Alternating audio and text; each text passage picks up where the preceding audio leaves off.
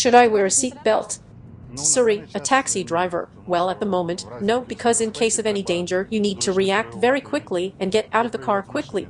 At any moment, and in any place, there can be a hit. The chances that you will survive today are 50-50. 50-50. Yes, that's the system. Well, basically, you get out every morning, and you don't know whether you're returning home or not. In Kherson, we are on our way to visit an amazing person, the first hippie in the city during the Soviet Union. He also was not afraid of the occupier in 2022, remaining to live in the Russian-occupied city. Marianne Pish, journalist at hromadske, and the door will be opened to you. Knock. We are knocking. At the same time, he knew that they would come to him as the owner of an amateur museum of totalitarianism. The Russians did not keep him waiting long. Was there a close hit nearby? No, it was about 4 kilometers away. Oh, it's loud. This was closer. You have a windowless room here. It's almost like a shelter. Vitaly Trybushnyi, founder of a private museum of totalitarianism, when they shell. I come here and have a look. To be distracted, what is your favorite illustration here? Which one do you like to look at the most, especially during the shelling? Well, that's the one. A mother and child. Yes, it says so. Anyone running to the Don River will be shot immediately.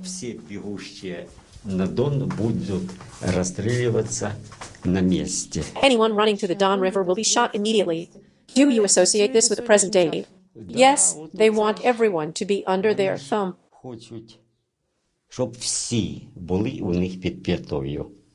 A condom. With blood, right? No, it's been hanging for a long time. And it says Lenin is inside you and me. What does that mean? Well, what does it mean? In 1917, they put everyone in a pose and started fucking everyone. There was an inscription, Hand of Moscow, and all the inscriptions mentioning Moscow. Did you remove them? Not me, he did. That Russian. This is the Hand of Moscow, and for you to understand, you can see how kind and gentle Grandpa Lenin is. Here, too, is Lenin. Yes, and there is also Lenin. And here, that's it. This is the Hand of Moscow. And now, even if you want to get out, you can't. That's it. Socialism with a human face. Shackles. I see. And it has a human face. Their goal was to turn the whole world into a socialist republic. And then the lid would have been slammed shut, and then that would be the end. You have an association that this is Putin's foot. Well, even Alexei Tolstoy and Karl Marx wrote that Russia's goal is to take over the world and rule it.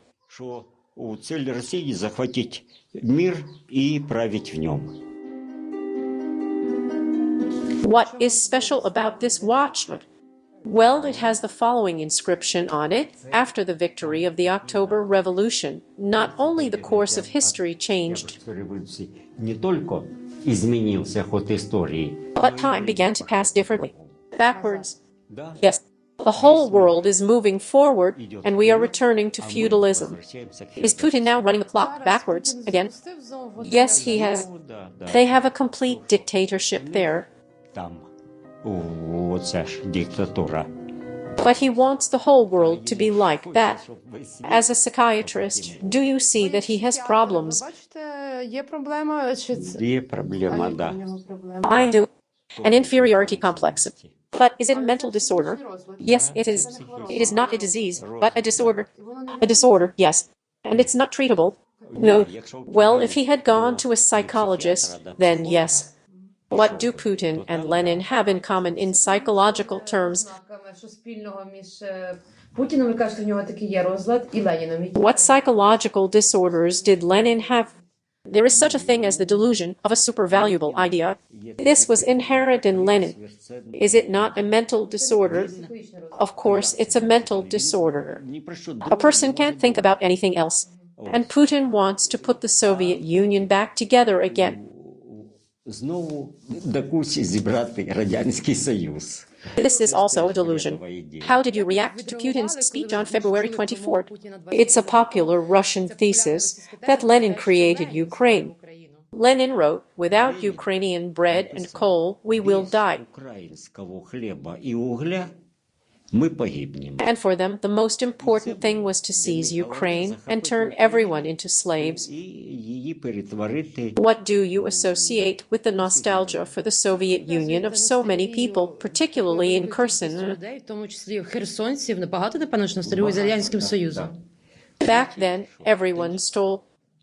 Some stole with wagons, some stole with cars.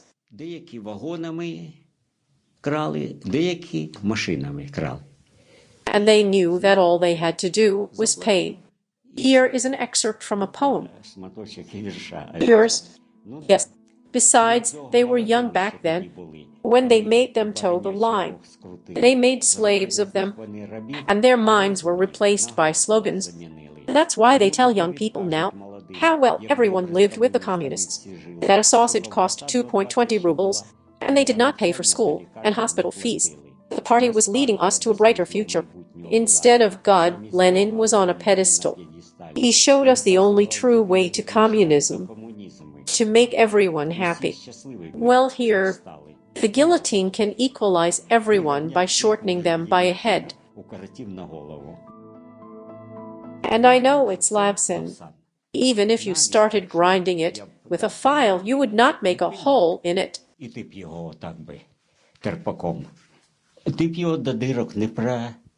Because lapsin is a fiber that is very durable. And this just burned here. What are you talking about? Man did not have any other socks. He wore them all his life and wore them to such holes. That's how good it was to live in the USSR. Precisely. And it says we don't need bread. Lenin is leading us. After graduation, there was a graduation party. My classmate's older brother was a sailor. He brought us white socks.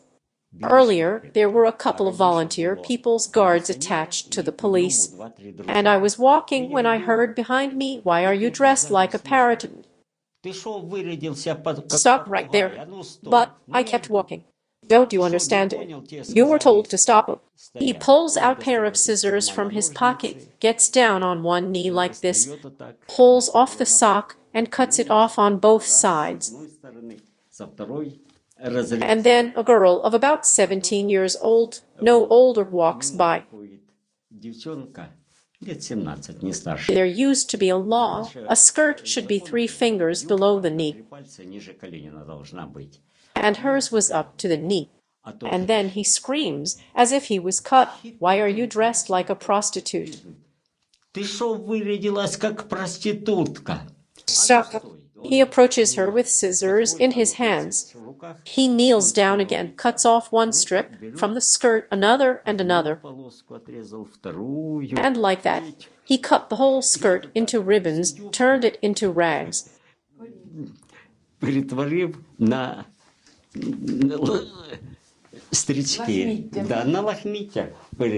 How she cried. I still remember it. If it weren't for this story with those socks, maybe you would not have become an anti-communist. Perhaps I would not have, because after that I was in opposition to the government of the day all the time. This is me in May 1965, when I graduated from high school. And this is me in October. After that incident, yes, after that, your eyes have changed a lot. Well, yes, you have been turned into a completely different person. Well, yes, I realized that I was already a different person. The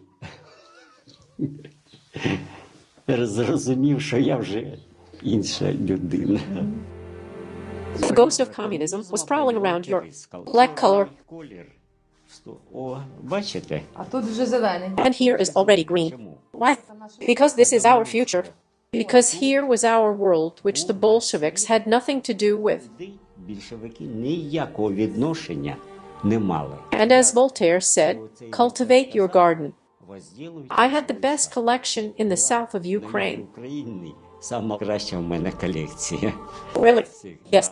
This was brought to you by sailors. How? From all over the world. Wherever they were, if they saw a music magazine with the Beatles, they would bring it to me. Were you a hippie back then? Yes. Were you the first hippie in Kherson? Yes. Someone even drew a picture of me wearing patched jeans, a jacket, and being barefoot. And there was an inscription, "The first hippie of Kherson." The police came up to me and asked, "Why are you barefoot in a public place?" And I always carried the Constitution with me. So I took it out and said, "You see, this is the basic law. It does not say that I have to wear shoes in a public place. Do you, being a hippie, just smoke tobacco?" Just tobacco, yes. Would you like something more soothing? No. I can show you an exercise. They say there was so much shelling here, but I did not even hear it. Tell us about this exercise. This is a yoga exercise to fall asleep quickly. You turn your head to the left like that and talk to yourself, so hum.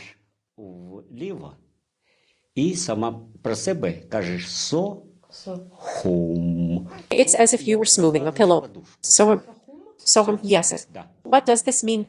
Well, that's their mantra. I have never woken up, no matter how hard they shelled. What is this? Nettle? No, it's lemon balm. Do you drink lemon balm tea? No, I add it to salads. Is it to calm down and for vitamins? It's very useful in the spring. How do you calm yourself down so you don't get nervous? I read books. When I read, I switch completely. Do you have a television? I do, but I don't turn it on. The day after the Russians occupied Kherson, I got up in the morning, looked at it and thought, why provoke? What if they start asking questions? What is this? And so on. And everything that's here now, I have taken down. I only left this lead. I brought everything inside, and everything remained as it was there. When did the Russians come here? Well, about the first week after the occupation. Someone knocked, so I came out and asked, "What do you want?" "I want to see what kind of museum you have here." I left this Lenin as it was. He's not provocative. Yes, maybe he saw him and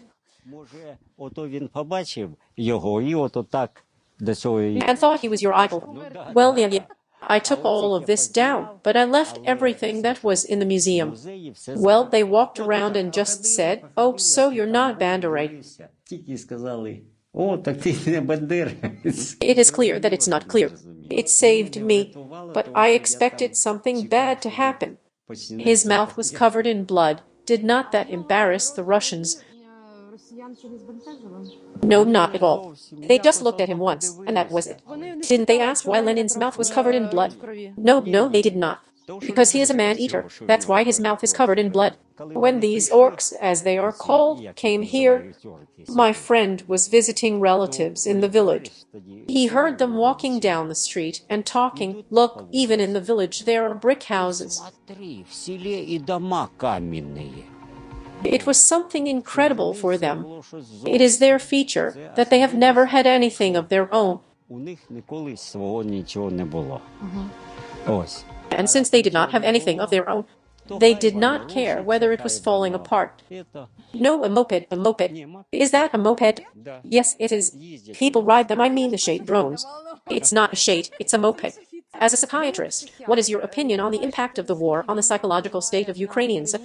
A person no longer feels protected. And when they feel that they can be killed or captured at any time,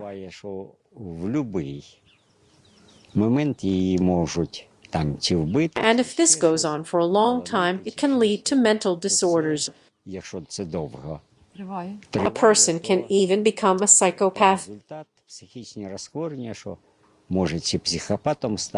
So we will have more psychopaths? Yes.